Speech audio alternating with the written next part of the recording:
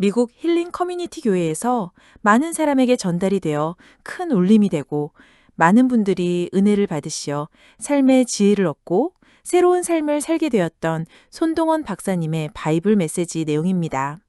오늘 함께 나누고 싶은 말씀이 있어요. 그렇군요.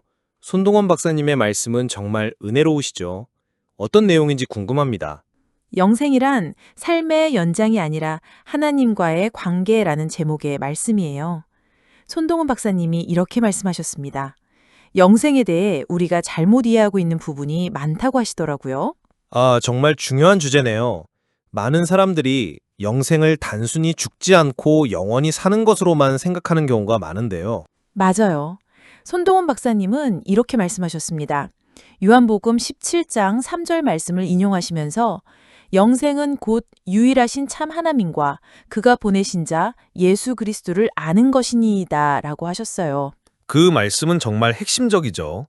여기서 아는 것이라는 헬라어 원어가 기노스코인데 단순한 지식적 이해가 아니라 경험적이고 인격적인 관계를 의미한다고 들었어요. 정확해요. 손동원 박사님이 바로 그 부분을 강조하셨어요. 오늘 손동원 박사님의 바이블 메시지 들으시는 여러분께서 이 깊은 의미를 깨달으시길 바란다고 하셨거든요. 그렇다면 영생은 미래에 주어질 어떤 보상이 아니라 지금 여기서부터 시작되는 하나님과의 관계라는 말씀이겠네요. 바로 그거예요. 손동원 박사님은 이렇게 말씀하셨습니다. 영생의 본질은 아이오니오스라는 헬라어로 단순히 끝없는 시간을 의미하는 것이 아니라 하나님의 속성과 관련된 영원하고 질적으로 다른 생명을 나타난다고요. 참 깊은 통찰이네요. 그러면 우리가 지금 이 순간부터 하나님과의 친밀한 관계를 맺을 때 영생이 시작되는 건가요? 네, 맞습니다. 손동훈 박사님께서 독일의 신학자 칼 바르트의 말을 인용하셨는데 영원은 시간의 끝이 아니라 시간 안에 현존하는 하나님의 영원하심이다라고 하셨어요. 와, 정말 은혜로운 말씀이네요. 그렇다면 영생은 현재적인 경험이기도 하군요. 그래요. 그리고 손동원 박사님이 또 중요한 원어를 설명해 주셨어요. 모노스라는 단어인데 유일하신이란 뜻으로 하나님 외에는 참된 신이 없음을 강조한다고 하셨어요. 그 말씀도 중요하죠. 우리가 세상의 다양한 가치관에 흔들리지 않고 유일하신 참 하나님과의 관계를 삶의 최우선 순위에 두어야 한다는 뜻이겠네요. 정확합니다. 그리고 아포스텔로라는 단어도 설명하셨는데 보내신이란 뜻으로 하나님께서 예수 그리스도를 세상에 보내신 것은 인류에게 영생을 주시기 위한 하나님의 사랑과 구원의 계획을 보여준다고 하셨어요. 성경 원어를 통해 말씀을 깊이 이해하게 되니까 정말 은혜가 되네요. 손동원 박사님의 설교를 들으면 항상 그런 깊이를 느껴요. 맞아요. 그리고 손동원 박사님께서 예화도 참 좋게 들어주셨어요. 오랜 시간 떨어져 지낸 가족이 다시 만나 깊은 사랑과 친밀함을 나누는 것처럼 영생은 우리가 죄로 인해 단절되었던 하나님과의 관계가 예수 그리스도를 통해 회복되고 영원히 지속된다고요. 참 아름다운 비유네요. 가족의 재회라는 따뜻한 이미지를 통해 하나님과의 관계 회복을 설명하시다니요. 네. 그리고 또 다른 예화로는 뿌리 깊은 나무가 굳건하게 서 있는 것처럼 영생은 하나님과의 깊은 관계를 통해 우리의 삶에 영원한 의미와 흔들리지 않는 소망을 심어준다고 하셨어요. 소망이라는 말씀이 특히 와닿네요. 요즘 세상이 어려워서 많은 사람들이 절망하는데 진정한 소망은 하나님과의 관계에서 나오는 거군요. 맞습니다. 손동원 박사님께서 세 가지 핵심 메시지를 정리해 주셨는데 첫째는 영생은 하나님을 아는 것이라고 하셨어요. 단순히 시간적인 삶의 연장이 아니라 유일하신 참 하나님과 그가 보내신 예수 그리스도를 인격적으로 알아가는 관계라고요. 그렇다면 우리는 하나님에 대한 지식 습득에 머무르지 않고 살아계신 하나님과의 깊고 친밀한 관계를 맺기 위해 힘써야겠네요. 네, 정확해요. 둘째 메시지는 영생은 현재적인 것이라고 하셨어요. 미래에 주어질 어떤 보상이 아니라 하나님과의 관계가 시작되는 순간부터 현재 우리의 삶 속에서 경험되는 영원한 생명의 질서라고요. 그러면 우리는 지금 여기서부터 하나님과의 깊은 교제를 통해 영생의 풍요로움을 누리며 살아가야 하는 거네요. 바로 그거예요. 그리고 셋째는 영생은 관계적인 것이라고 하셨어요.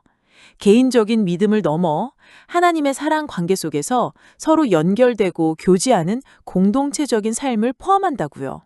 그러니까 우리는 하나님과의 수직적인 관계뿐만 아니라 믿음의 공동체 안에서 서로 사랑하고 섬기며 영생의 풍요로움을 함께 누려야 하는 거군요. 정말 좋은 정리네요. 그리고 손동훈 박사님께서 미국의 존 파이퍼 목사님의 설교도 소개해 주셨어요. Eternal Life is Knowing God 이라는 제목으로 같은 본문을 가지고 설교했다고 하시더라고요. 존 파이퍼 목사님도 훌륭한 분이시죠. 어떤 내용인지 궁금합니다. 파이퍼 목사님도 영생의 본질은 단순히 죽지 않는 것이 아니라 유일하신 참 하나님과 그분이 보내신 예수 그리스도를 아는 지식, 즉 인격적인 관계를 맺는 것이라고 강조했다고 해요. 같은 성경 말씀이지만 서로 다른 목사님들이 같은 핵심을 강조하고 계시니 더욱 확신이 서네요. 그렇죠. 그리고 손동호 박사님께서 성경 인물들의 예도 들어주셨어요. 아브라함이 하나님을 믿음으로 의롭다 여김을 받았고 하나님의 친구라 불렸다고 하셨습니다. 아브라함의 순정과 믿음을 통해 하나님과의 깊은 관계를 맺었고 영원한 언약의 조상이 되었죠. 우리도 아브라함처럼 믿음으로 하나님과 관계를 맺어야겠어요. 네. 그리고 다윗 왕에 대해서도 말씀하셨어요. 다윗이 죄를 범했지만 진심으로 회개하고 하나님께 나아갔으며 하나님은 그의 회개를 받으시고 그를 내 마음에 합한 사람이라고 인정하셨다고요. 다윗의 시편들을 보면 정말 하나님과의 깊은 교제와 사랑이 느껴져요. 우리도 다윗처럼 죄를 지었을 때 솔직하게 회개하고 하나님께 나아가야겠어요. 맞아요. 그리고 사도 요한에 대해서도 말씀하셨는데 예수님의 가장 사랑받는 제자였으며 예수님과의 깊은 교제를 통해 사랑의 사도로 변화되었다고 하셨어요. 요한의 요한복음과 요한신서들을 보면 하나님과의 관계의 핵심이 사랑임을 강조하고 있죠.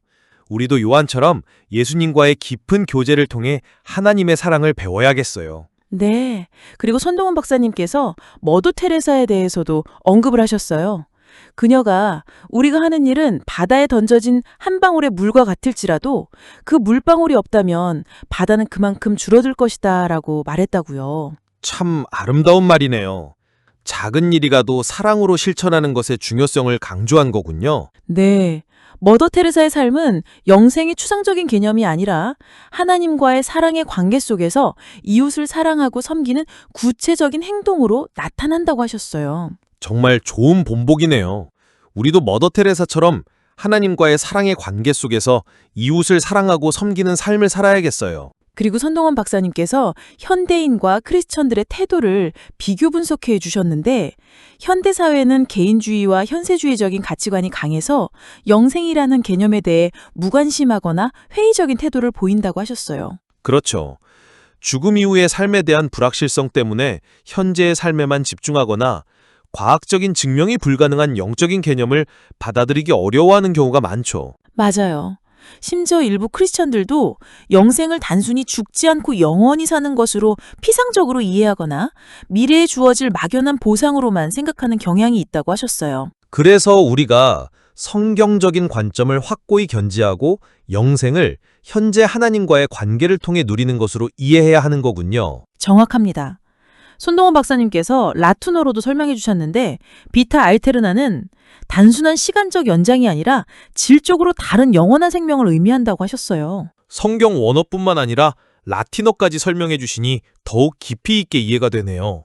그리고 손동원 박사님께서 아름다운 신앙 에세이도 들려주셨어요. 우리의 삶은 유한한 시간 속에서 흘러가지만 우리 안에는 영원을 향한 깊은 갈망이 있다고 하시면서요. 정말 문학적인 표현이네요. 그 갈망은 세상의 어떤 곳으로도 채울 수 없고 오직 영원하신 하나님과의 관계를 통해서만 진정한 만족을 얻을 수 있다는 말씀이겠죠. 네, 맞습니다. 영생은 마치 씨앗 속에 담긴 영원한 생명의 약속과 같다고 하셨어요. 우리가 예수 그리스도를 믿음으로 그 씨앗을 심고 하나님과의 깊은 교제를 통해 영적인 양분을 공급할 때 그 생명은 자라나 영원한 열매를 맺게 된다고요. 정말 아름다운 비유네요. 영생은 지금 여기서부터 시작되는 하나님과의 사랑의 이야기이군요. 그렇습니다. 그리고 손동훈 박사님께서 실천할 수 있는 삶의 원칙들도 제시해 주셨어요. 첫째는 cultivate intimacy with God, 즉 하나님과의 친밀함을 함양하는 것이라고 하셨어요. 매일의 기도와 묵상을 통해 하나님과의 개인적인 교제를 깊게 하고 그분의 성품과 뜻을 알아가는 데 힘써야겠네요. 네. 둘째는 grow in the knowledge of Jesus Christ. 예수 그리스도의 지식을 성장시키는 것이라고 하셨고, 성경 말씀을 꾸준히 읽고 연구하며 예수 그리스도의 삶과 가르침을 배우고 따라야 한다고요. 지식적인 이해뿐만 아니라 삶으로 실천하는 것이 중요하겠네요. 맞습니다. 셋째는 live in a loving community. 사랑의 공동체 안에서 살아가는 것이라고 하셨어요. 믿음의 공동체 안에서 서로 사랑하고 섬기며 하나님과의 관계에서 얻는 영생의 풍요로움을 함께 나눠야 한다고요. 그러니까 우리는 하나님과의 수직적인 관계뿐만 아니라 공동체 안에서 서로 사랑하고 섬기며 영생의 풍요로움을 함께 누려야 하는 거군요. 정말 좋은 정리네요. 그리고 선동원 박사님께서 결론으로 이렇게 정리해 주셨어요. 영생은 단순히 시간적인 삶의 연장이 아니라 유일하신